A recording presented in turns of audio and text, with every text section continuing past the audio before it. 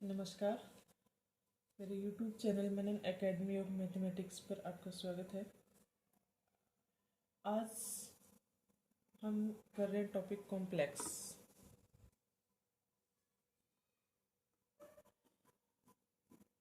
Complex number या फिर जिसे बोलते हैं हम सेमिसर संख्या। कॉम्प्लेक्स नंबर या सेमिसर संख्याएं जो अपने 11th क्लास का टॉपिक है, बट हम थोड़ा सा डीप में करेंगे इसको, क्योंकि कॉम्प्लेक्स से क्वेश्चन आते हैं वो थोड़े से डिफ़िकल्ट टाइप से आते हैं।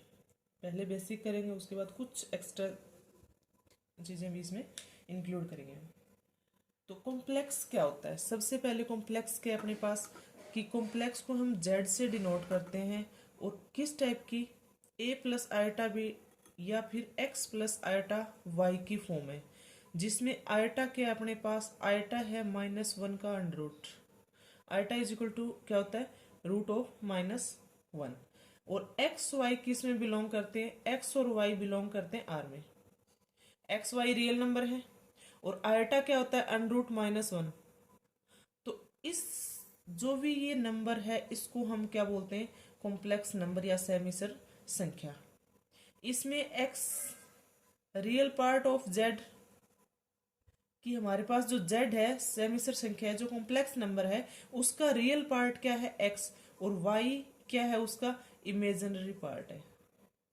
z का इमेजिनरी पार्ट जिसको हम बोलते हैं इमेजिनरी ऑफ z y, और x क्या है? Real of z। तो कॉम्प्लेक्स नंबर किससे बना कि real number plus imaginary number को हम जब जोड़ते हैं तो अपने पास क्या आता है? कॉम्प्लेक्स नंबर आता है। अब बात आती है कि iota is equal to root -1 होता है। आयटा स्क्वेयर क्या होगा? आयटा स्क्वेयर -1 होगा। आयटा की पावर 3 करेंगे तो इसको हम लिख सकते हैं आयटा स्क्वेयर इंटू आयटा, जो किसके इक्वल होता है? माइनस आयटा के इक्वल हो जाएगा, क्योंकि आयटा स्क्वेयर -1 होगा। -1 into iota minus iota. Iota raise to power 4 करते हैं तो इसको मैं लिख सकती हूँ iota square into iota square, जो क्या बन जाएगा? -1 इंटू -1 इज इक्वल टू +1। तो हमें ये क्वांटिटी ये ध्यान रखना है कि आयटा स्क्वेयर -1 होता है, आयटा क्यूब है वो माइनस आयटा के इक्वल होता है, और आयटा की रेज टू पावर 4 है वो 1 के इक्वल होता है। तो हमने 3 वैल्यू की है। Iota square is equal to -1, iota cube is equal to minus iota, iota raise to power 4 is equal to 1। तो ये अपने पास आयटा की टर्म है। अगर हमें ये दिया जाता है कि आयटा की पावर 734 किसके इक्वल होगा, इसकी वैल्यू पूछी जाती है, तो क्या होगी इसकी वैल्यू? जो भी हमारे पास पावर है उसको हम 4 के मल्टीपल में लिख लेते हैं, क्योंकि आयटा की पावर 4 1 है, तो 4 के जितने भी मल्टीपल होंगे वो वैल्यू हमें क्या देंगे? हमेशा 1 देंगे। तो 734 को 4 से डिवाइड करेंगे, उसके बाद जितना रिमाइंडर होता है उतनी फॉर्म क्या हो जाएगी? आयटा में आ जाएगी अपने पास। तो जब इसको 4 से डिवाइड करेंगे तो क्या आएगा? 4 पे जाएगा ये। जब इसको मैं 4 से डिवाइड करूं तो क्या आएगा? 4 1 जा 4, 3 3 32 पे जाएगा, 1 4 12 पे जाएगा, 2 पे जाएगा, सॉरी 3 पे जाएगा, 12 2। तो आयटा इसको मैं लिख सकती हूँ आयटा 183, शायद ऐसे कुछ होगा, आयटा स्क्वायर। तो ये वैल्यू तो 1 हो जाएगी। 4 इंटू 183 लिख सकती हूँ। तो ये तो 4 का मल्टीपल है, 1 हो जाएगा। आयटा स्क्वायर की वैल्यू क्या होती है? Minus eta. तो ये अपने पास जो वैल्यू थी आयटा रेज टू पावर 734 था, वो किसके इक्वल आ गया? -1 के इक्वल आ गया। तो कोई भी अगर आयटा की पावर है अपने पास, तो उसको हम क्या कर सकते हैं? कन्वर्ट करके आयटा की पावर 4 में लिख सकते हैं।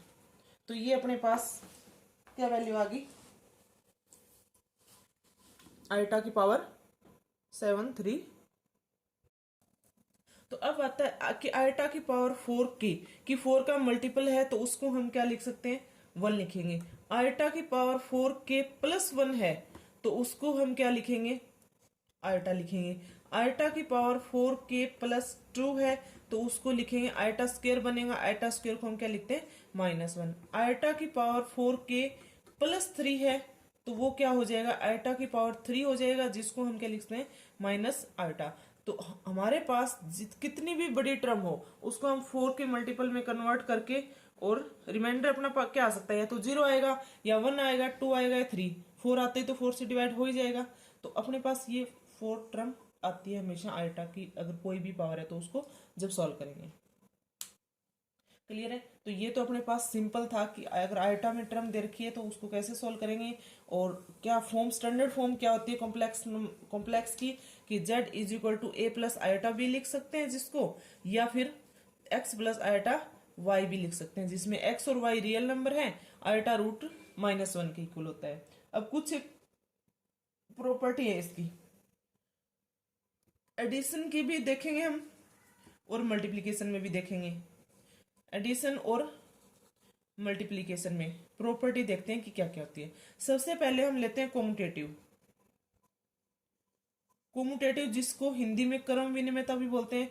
तो कोमुटेटिव में क्या होता है कि कोई भी दो कॉम्प्लेक्स नंबर लिए हमने z1 और z2, तो क्या होगा, z1 plus z2 is equal to z2 plus z1 करें तो कोई फर्क नहीं पड़ेगा, दोनों को आगे पीछे भी लिख सकते हैं जोड़ते टाइम। तो ये कौन सी प्रॉपर्टी है, कोमुटेटिव प्रॉपर्टी है। अब ये प्रॉपर्टी, ये तो एडिशन के लिए है, मल्टीप्लिकेशन के लिए करें तो सेम क्या होगा कि z1 z2 को दो कॉम्प्लेक्स नंबर है, और z1 इंटू z2 करें या z2 इंटू z1 करें, वो भी क्या होगा, इक्वल। तो कॉम्युटेटिव प्रॉपर्टी होल्ड करती है कॉम्प्लेक्स के लिए। अब सेकंड प्रॉपर्टी अपने पास एसोसिएटिव। एसोसिएटिव में क्या होता है कि तीन नंबर हैं कोई भी, z1 z2 z3, एसोसिएटिव, या जिसको हम हिंदी में बोलते हैं साहचर्य का नियम, साहचर्यता।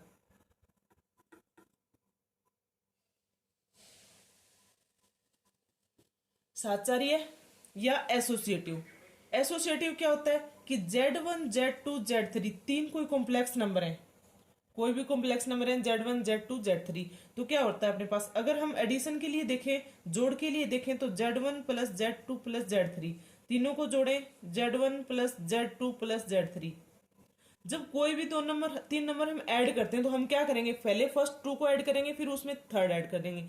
इसी तरह से यहाँ पे तो हमें क्या करना है कि पहले या इन दोनों को ऐड करूं प्लस ये ऐड करूं, या फिर मैं लास्ट वालों को पहले प्लस करूं और फिर z1, तो ये भी क्या होता है, इक्वल। तो ये तो था एडिशन के लिए कि जब प्लस वाला टर्म देखते हैं हम। अगर मल्टीप्लीकेशन के लिए करें, गुणन के लिए, तो मल्टीप्लीकेशन में क्या होगा, वही तीन नंबर लेंगे z1 z2 और z3, z1 z2 z3, पहले मैं इन दोनों की मल्टीप्लाई करूं, उसके बाद z3 के साथ करूं, या फिर z2 z3 की करके z1 के साथ मल्टीप्लाई करूं, तो ये भी क्या होंगे, दोनों इक्वल होंगे। तो मल्टीप्लिकेशन के लिए एसोसिएटिव प्रॉपर्टी एडिशन और मल्टीप्लिकेशन दोनों के लिए होल्ड होती है। नेक्स्ट आती है आइडेंटिटी, जिसको बोलते हैं तत्समक। आइडेंटिटी जो क्या होती है, तत्समक। इसमें क्या होता है कि कोई भी z अपने पास कोई कॉम्प्लेक्स नंबर है, उसमें मैं क्या ऐड करूं कि वापस वो z नंबर मिले मुझे, तो क्या ऐड करेंगे, 0 प्लस 0 आइटा, कॉम्प्लेक्स नंबर ही तो ऐड करना है हमें, तो 0 plus 0 iota is equal to z आ जाएगा। ये तो एडिशन की है। तो एडिशन की अपने पास क्या आई कि 0 0, जैसे z को हम फॉर्म में लिख सकते हैं ना, या फिर इसको ये भी लिख सकते हैं कि इसकी आइडेंटिटी क्या है, 0 प्लस 0 आइटा। इसको ये भी ऐसे भी लिखा जाता है कि ये रियल नंबर होता है, ये इमेजिनरी नंबर होता है। अगर हम मल्टीप्लिकेशन की देखें तो z में, z की किसके साथ मल्टीप्लाई करूं मैं कि वापस मुझे z ही मिले, तो किसके साथ करूंगी, 1 प्लस 0 आइटा, 1 प्लस 0 आइटा, इसकी क्या होगी, मल्टीप्लिकेटिव आइडेंटिटी, जिसको मैं 1 0 भी लिख सकती हूँ। तो ये अपने पास 0 इसकी एडिटिव आइडेंटिटी है, और 1 प्लस 0 आइटा वो क्या इसकी मल्टीप्लिकेटिव आइडेंटिटी होगी। अभी इसी तरह से उसमें क्या निकाल सकते हैं हम, इसका इनवर्स निकाल सकते हैं। इनवर्स में क्या होगा कि कोई भी नंबर z है, उसमें मैं क्या प्लस करूं, क्या ऐड करूं कि आगे मुझे क्या मिले, आइडेंटिटी मिले। जीरो की इसकी एडिटिव आइडेंटिटी क्या है, 0 है, तो z प्लस z में क्या प्लस करूं कि आगे हमें मुझे क्या मिले, 0। तो ओबियस है माइनस z प्लस करने पे क्या हो जाएगा, 0 बन जाएगा। इसी तरह से मल्टीप्लिकेटिव के लिए देखें कि z में किसके साथ जेड की किसके साथ मल्टीप्लाई करूं कि मुझे आगे क्या मिले, एडिटिव आइडेंटिटी यानी कि 1 मिले, तो क्या करना पड़ेगा 1/z। तो 1/z इसकी क्या हो जाएगी, मल्टीप्लीकेटिव आइडेंटिटी। बट हम जब इन कॉम्प्लेक्स नंबर को लिखते हैं तो अपने पास स्टैंडर्ड फॉर्म होनी चाहिए। अभी हमने निकाला कि कोई भी फंक्शन z है, उसकी मैं किसके साथ मल्टीप्लाई करूं कि मुझे 1 मिले, यानी कि आइडेंटिटी मिले। तो z इंटू 1/z 1 देगा। बट z फंक्शन क्या है, z क्या है अपने पास, a प्लस आइटा बी है, x प्लस आइटा वाई की फॉर्म है। z is equal to a plus iota b है, और रेसिप्रोकल इसका क्या हो जाएगा 1/z। ये इसका मल्टीप्लीकेटिव इनवर्स है। इसको जब मैं लिखूंगी z is equal to a plus iota b है, तो 1/z किसके इक्वल हो जाएगा 1/a plus iota B. But अपने पास स्टैंडर्ड फॉर्म तो यही होती है। हमारे पास कॉम्प्लेक्स की कोई भी फॉर्म आती है, डिनोमिनेटर में आइटा आता है कहीं, तो हम उसको रेशनलाइज करके क्या करते हैं, डिनोमिनेटर में आइटा को हटाते हैं कि फॉर्म हमारे पास रियल पार्ट और इमेजिनरी पार्ट को सेपरेट करने वाली होनी चाहिए, जिसको हम अलग अलग लिख सकते हैं, रियल को अलग लिख सकते हैं और इमेजिनरी को अलग से बता सकते हैं। तो ये इस फॉर्म में करने के लिए मैं क्या करूंगी, रेशनलाइज करूंगी इसको, a minus iota b upon a minus iota b से मल्टीप्लाई डिवाइड कर दिया। तो ये क्या बनेगा, ऊपर तो क्या आ जाएगा a minus iota b, denominator में क्या होगा a स्क्वायर, ये अपने पास a प्लस बी और a माइनस बी की फॉर्म है, तो क्या होता है a square minus b square, a का स्क्वायर माइनस b क्या है यहाँ पे आयोटा b का होल स्क्वायर। तो ये क्या बन जाएगा a minus iota b upon a square minus iota का स्क्वेयर करेंगे, आयटा स्क्वेयर क्या होता है -1, माइनस माइनस प्लस हो जाएगा और क्या आ जाएगा बी स्क्वेयर। इसको मैं अलग फॉर्म में लिखूं तो a upon a square plus b square plus iota b upon a square plus b square. ये हमारे पास a प्लस आयटा b का मल्टीप्लीकेटिव इनवर्स होगा। क्लियर है, किसी भी नंबर का इस टाइप से हम इनवर्स निकाल सकते हैं। जैसे अपने पास एग्जांपल लें आपा कि z is equal to 2 plus 3 iota है, इसका मल्टीप्लिकेटिव इनवर्स निकालना है, तो कैसे निकालेंगे, इनवर्स क्या इसका 1/z होगा, जो 1/2 प्लस 3 आइटा लिख सकते हैं। बट हमें क्या करना है, इसको स्टैंडर्ड फॉर्म में लेके आना होता है। नीचे हमारे पास 2 प्लस 3 आइटा, रियल और इमेजिनरी को सेपरेट नहीं कर सकते, अलग नहीं लिख सकते, इसके लिए इसको क्या करना पड़ेगा rationalise, 2 minus 3 iota 2 minus 3 iota से मल्टीप्लाई और डिवाइड कर दिया। तो ऊपर तो हमारे पास डिनोमिनेटर में क्या बन गया 2 माइनस 3 आइटा, डिवाइड में क्या होता है हमेशा ध्यान रखना है, हम ज्यादा लेंथी नहीं करेंगे इसको, कि a प्लस आयोटा b है और a माइनस आयोटा b है, तो वो हमेशा a square plus b square के इक्वल होता है। हर बार कैलकुलेशन नहीं करनी होती, a square plus b square होगा। तो इसको मैं डायरेक्ट लिख सकती हूँ कि 2 का स्क्वेयर प्लस 3 का स्क्वेयर। इस टाइप को भी मिस कर सकते हैं आप, डायरेक्ट लिखेंगे कि 2 माइनस 3 आइटा अपॉन 2 का स्क्वेयर 4, 3 का स्क्वेयर 9 यानी 13। तो इसको मैं लिखूंगी 2/13 माइनस आयोटा 3/13। ये अपने पास a प्लस आयोटा b की फॉर्म आ गई, और z का क्या है ये मल्टीप्लिकेटिव इनवर्स भी होगा। क्लियर है, तो मल्टीप्लिकेटिव इनवर्स निकालना भी पूछ सकता है, कई बार कॉम्पिटेटिव एग्जाम में आ जाता है, सिंपल क्वेश्चन अगर बनता है तो मल्टीप्लिकेटिव इनवर्स भी पूछ सकते हैं। नेक्स्ट आता है अपने पास कॉम्प्लेक्स कॉन्जुगेट। कॉम्प्लेक्स कॉन्जुगेट क्या होता है कि कोई भी z is equal to a plus iota, अगर आयटा b अपने पास कोई कॉम्प्लेक्स नंबर है तो कॉन्जुगेट को बार से डिनोट करते हैं z बार। z बार में हम क्या करेंगे कि a minus iota b, eta के साथ जो भी साइन होता है उसको हम चेंज करते हैं, अगर प्लस का साइन है तो माइनस लेंगे, माइनस का साइन है तो प्लस लेंगे। बट जो रियल नंबर है उसके साइन में कोई चेंज नहीं आता, चेंज किस में आएगा, जो इमेजिनरी पार्ट है उसके साइन में चेंज आएगा। तो z bar is equal to क्या होगा a माइनस आयटा b। कुछ प्रॉपर्टी है इसकी कि अगर z bar is equal to z है, कि z बार लिया हमने कॉम्प्लेक्स कॉन्जुगेट लिया उसका और कोई भी चेंज नहीं आया, तो क्या हो जाएगा कि वो इसका मतलब कोई चेंज नहीं आया। तो चेंज कब आता है, जब आयटा हमारे पास क्या होता है, आयटा होता है तभी तो चेंज आएगा माइनस का साइन। अगर मैंने सिर्फ a लिखा तो इसका कॉन्जुगेट निकालूंगी तो क्या आएगा वापिस a ही आएगा, कोई फर्क नहीं पड़ा, यानी कि z function as it is रह गया। तो क्या हो गया ये इसका मतलब z है वो सिर्फ और सिर्फ क्या है, रियल नंबर है, कि z क्या होगा, रियल नंबर होगा। अगर मैंने z बार लिया और वो माइनस z के इक्वल आ गया, तो इसका मतलब जब मैंने यहां पे क्या लिखा, आयोटा बी लिखा, z इज इक्वल टू, तो z बार क्या होगा, माइनस आयोटा बी, ये क्या है, z है, तो z bar is equal to क्या आ गया, माइनस z। तो क्या होगा, z क्या होगा, प्योर इमेजिनरी होगा, या तो क्या होगा, जीरो होगा या इमेजिनरी होगा। तो ये कुछ एक प्रॉपर्टी है। अगर हम कॉम्प्लेक्स कॉन्जुगेट के बाद दोबारा से कॉन्जुगेट लें तो वो फंक्शन किसके इक्वल आता है, वापस z के इक्वल आ जाएगा। जैसे मैंने z का कॉन्जुगेट लिया तो a माइनस आयोटा भी आया, इसका दोबारा से अगर कॉन्जुगेट लूंगी तो कॉन्जुगेट में क्या होगा, आयोटा का साइन दोबारा से क्या हो जाएगा, चेंज होगा, माइनस है तो वापस क्या होगा, प्लस होगा, प्लस होते ही क्या आ जाएगा, a प्लस आयोटा बी। तो z बार का बार दोबारा से कॉन्जुगेट लिया तो वो किसके इक्वल आ गया, z के इक्वल आएगा। तो अगर मैं करूं कि z plus minus z bar, तो वो किसके इक्वल होगा, z plus z bar, z is equal to, जैसे मैंने 2 प्लस 3 आइटा वैल्यू ले ली, तो z बार क्या होगा, 2 minus 3 iota, z is equal to 2 plus 3 iota है, तो z bar is equal to क्या होगा, 2 माइनस 3 आइटा।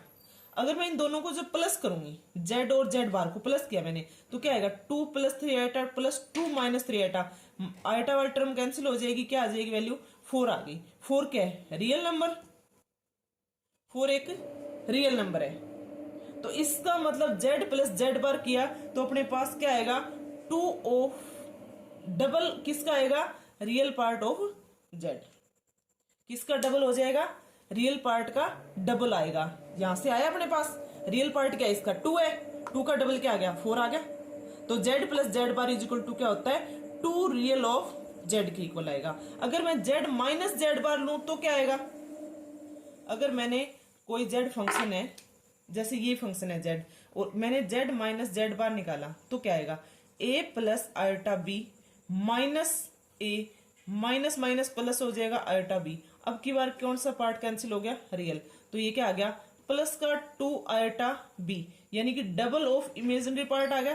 तो z माइनस z क्या आएगा, 2 ऑफ इमेजिनरी z, कि जो भी z है अपने पास उसकी इमेजिनरी का डबल होगा। अगर z प्लस z बार किया तो क्या हो जाएगा, उसका रियल पार्ट का डबल हो जाएगा। तो क्लियर, सिंपल सी चीज है, ये आप आराम से कर सकते हैं। तो ये प्रॉपर्टी थी हमारे पास कॉम्प्लेक्स कॉन्जुगेट की, कि कॉन्जुगेट की क्या क्या प्रॉपर्टी हो सकती है। अब हम निकालते हैं modulus, modulus of complex number, modulus of complex number. Conjugate को हम बोलते हैं सैमिसर संयुग्मी। हिंदी में अगर आप कर रहे हैं तो कॉन्जुगेट होता है सैमिसर संयुग्मी, कि उसका संयुग्मी निकालना है। Modulus of conjugate z is equal to x plus iota y है, तो इसको हम z बार से डिनोट करेंगे और वो क्या हो जाएगा, x square plus y square, real part का स्क्वायर प्लस इमेजिनरी पार्ट का स्क्वायर, और उसका अंडर रूट किसके इक्वल होगा, मॉडुलस ऑफ कॉम्प्लेक्स नंबर होगा। तो ये मॉडुलस है, सिंपल सा। अब अपने पास आते हैं triangle inequality, triangle inequality.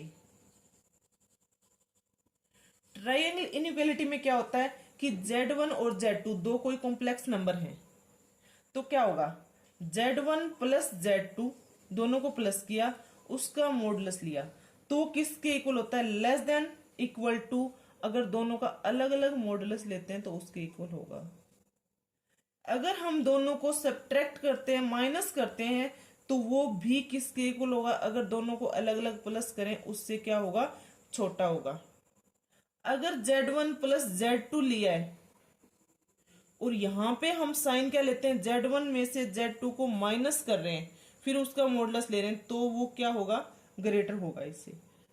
z1 minus z2 लिया, वो भी ग्रेटर होगा किससे, z1 माइनस ऑफ z2 से। तो ये ट्रायंगल इनइक्वालिटी होती है हमारे पास, कि z1 z2 में किस टाइप से रिलेशन होता है अगर इनका मॉडुलस लेते हैं तो ये अपने पास थी ट्रायंगल इनइक्वालिटी। अब हम निकालते हैं आर्ग्यूमेंट ऑफ कॉम्प्लेक्स नंबर।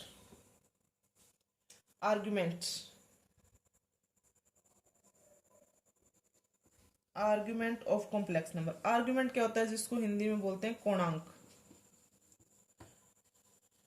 क्या बोलते हैं? कोणांक।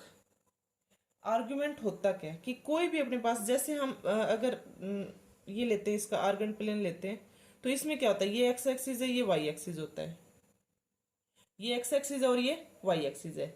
तो कोई भी पॉइंट एक्स वाई है, कोई भी कॉम्प्लेक्स नंबर है, z is equal to x plus iota y, इसको मैंने यहाँ शो करेगा कि एक्स वाई है। तो ये जब लाइन लेंगे हम, ये डिस्टेंस हमारे पास क्या होता है, आर होता है, ये क्या बनाता है, थीटा, जो हम पोलर फॉर्म में करेंगे। ये एंगल अगर थीटा बना रहा है तो वो थीटा क्या होगा, वो हम निकालेंगे अभी, जिसको हम बोलते हैं आर्ग्यूमेंट।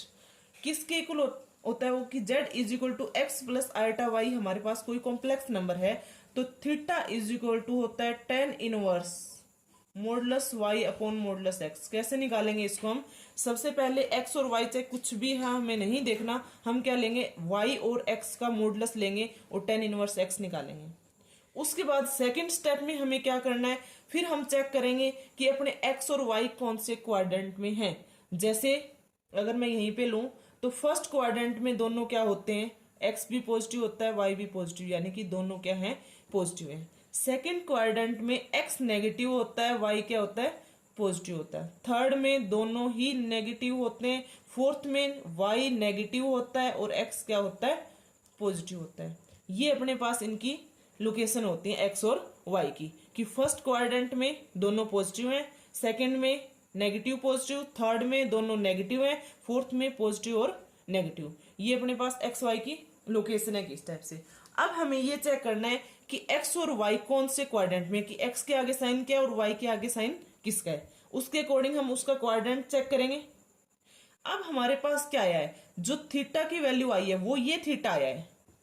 अगर तो दोनों फर्स्ट क्वाड्रेंट में है तो थीटा, जो अपने पास हमें एंगल निकालना है अल्फा, वो क्या रहेगा, थीटा ही रहेगा। अगर जो आर्ग्यूमेंट निकालना है, मान लिया वो आर्ग्यूमेंट क्या है, अल्फा है। अगर तो फर्स्ट क्वाड्रेंट में है तो हमारे पास अल्फा की वैल्यू क्या रहेगी, थीटा ही रहेगी।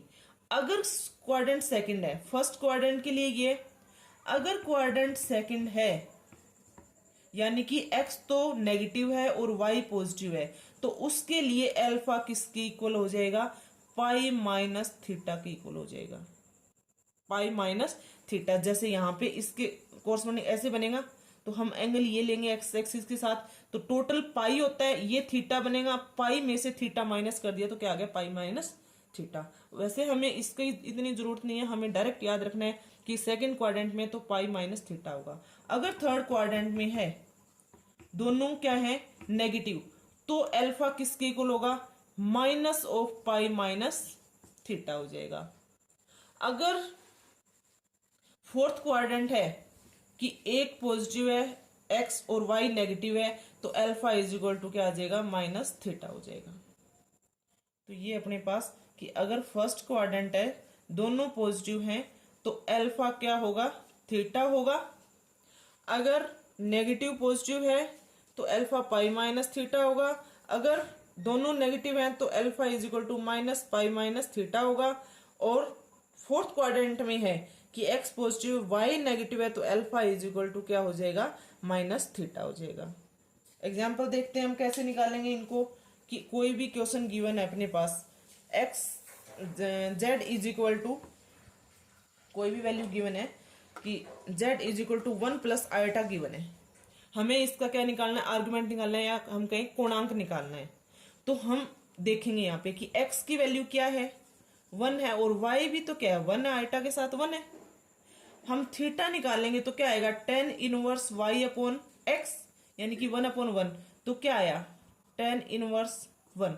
टेन इनवर्स 1 की वैल्यू क्या होगी अपने पास, पाई बाय 4। तो थीटा की वैल्यू क्या आ गई यहाँ से, पाई बाय 4 आ गया। अब हमें चेक करना है कि x और y क्या है, दोनों पॉजिटिव है, तो इसका मतलब फर्स्ट क्वाड्रेंट टाइम में है, तो अपने पास यही वैल्यू आ जाएगी। अगर तो क्या है, 1 माइनस आयोटा है,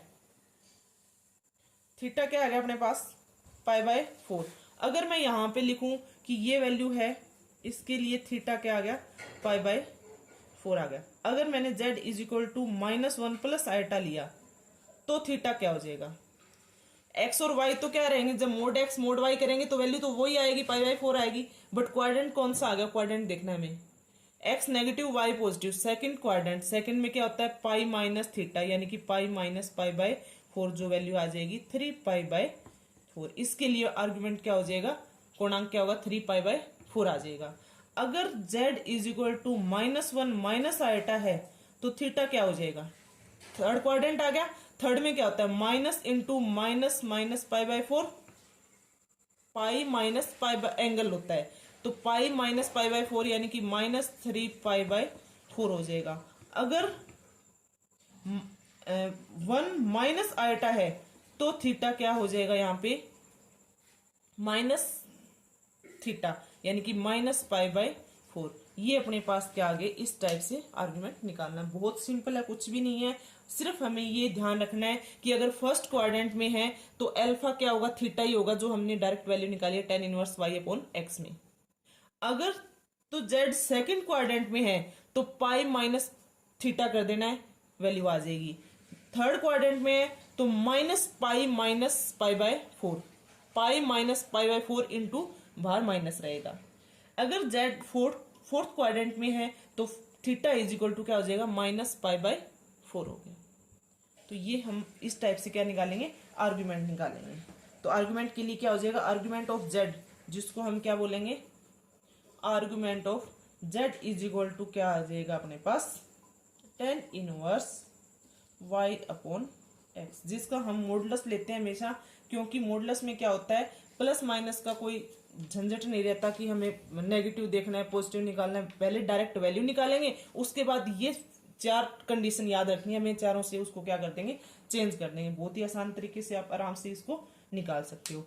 जो आर्ग्यूमेंट की प्रिंसिपल वैल्यू होती है, अगर आर्ग्यूमेंट निकालना और अगर उसकी प्रिंसिपल वैल्यू पूछी है तो आर्ग्यूमेंट हमेशा किसके इक्वल होता है, -π और पाई के बीच में होता है।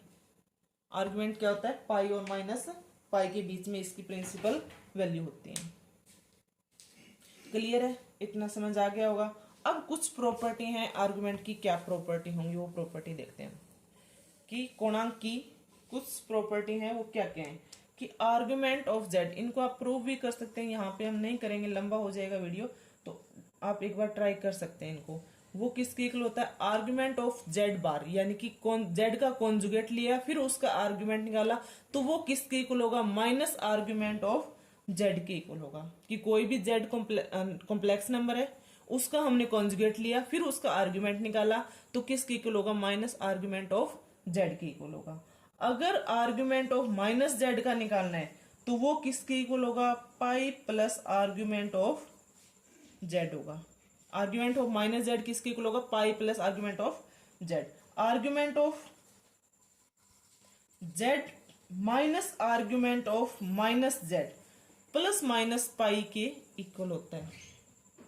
अगर ये वैल्यू 0 टू आर्ग्यूमेंट जेड की वैल्यू पाई के बीच में है, 0 टू पाई है तो पाई हो जाएगा, माइनस पाई टू 0 है तो क्या हो जाएगा, माइनस पाई हो जाएगा। आर्ग्यूमेंट ऑफ 1/z निकालेंगे तो माइनस आर्ग्यूमेंट ऑफ z के इक्वल होता है, या फिर जिसको हम फर्स्ट में लिखा था क्या लिख सकते हैं, argument of z bar. Argument of z iota वो होता है अपने पास π/2 plus argument of z। Argument of next है argument of minus Z iota, किसकी इक्वल हो जाएगा, -π/2 plus argument of Z. Argument of z1 z2 दो का प्रोडक्ट लिया, आर्ग्यूमेंट निकाला, तो वो किसके इक्वल होगा, argument of z1 plus argument of z2। लोग की तरह काम करता है ये। दो फंक्शन है, कॉम्प्लेक्स नंबर है z1 z2, उनका आर्गुमेंट निकाला या फिर दोनों का अलग अलग आर्गुमेंट निकाल के उनको क्या कर दें, प्लस कर दें, तो वो उसके इक्वल आ जाता है। एक लोग की तरह आर्गुमेंट काम करता है। अब नेक्स्ट है इसके लिए प्रॉपर्टी कि आर्गुमेंट ऑफ z की पावर n, कि z की पावर n है और उसका आर्गुमेंट निकालना है हमें, तो वो किसके इक्वल होगा, पावर आगे आ जाएगी और आर्ग्यूमेंट किसका निकलेगा, z का। As a log argument of z1 z2 है तो वो किसके इक्वल होगा, आर्ग्यूमेंट ऑफ z1 माइनस आर्ग्यूमेंट ऑफ z2 के इक्वल होगा। अगर हमें z1 z2 सॉरी z और उसका कॉन्जुगेट लिया और उन दोनों को प्लस करके आर्गुमेंट निकाला तो वो या तो 0 होगा या फिर क्या होगा, पाई होगा। जिसमें z है वो नॉट इक्वल टू 0 होना चाहिए, कि z 0 नहीं होना चाहिए। तो argument of z plus z बार किसके इक्वल होगा, या तो 0 होगा या पाई होगा। अगर इनको सब्ट्रैक्ट करूं मैं कि argument of z minus z बार किया तो वो किसके इक्वल आएगा, प्लस माइनस पाई बाय 2 के, जिसमें z है वो रियल नहीं होना चाहिए, नॉट बिलोंग्स टू r। तो ये कुछ प्रॉपर्टी थी आर्ग्यूमेंट की जिनको आप अच्छे से अगर एक बार देख लें तो डायरेक्ट क्वेश्चंस भी आ जाते हैं इन पे। तो ये हमने आर्ग्यूमेंट कंप्लीट कर लिया। अब नेक्स्ट टॉपिक दूसरे वीडियो में करेंगे। आज के लिए इतना ही। अगर आपको वीडियो अच्छा लगा है तो वीडियो को लाइक और शेयर करें, और चैनल को सब्सक्राइब नहीं किया तो प्लीज़ चैनल को सब्सक्राइब कर लें, और नेक्स्ट वीडियो देखते हैं। Okay, thank you.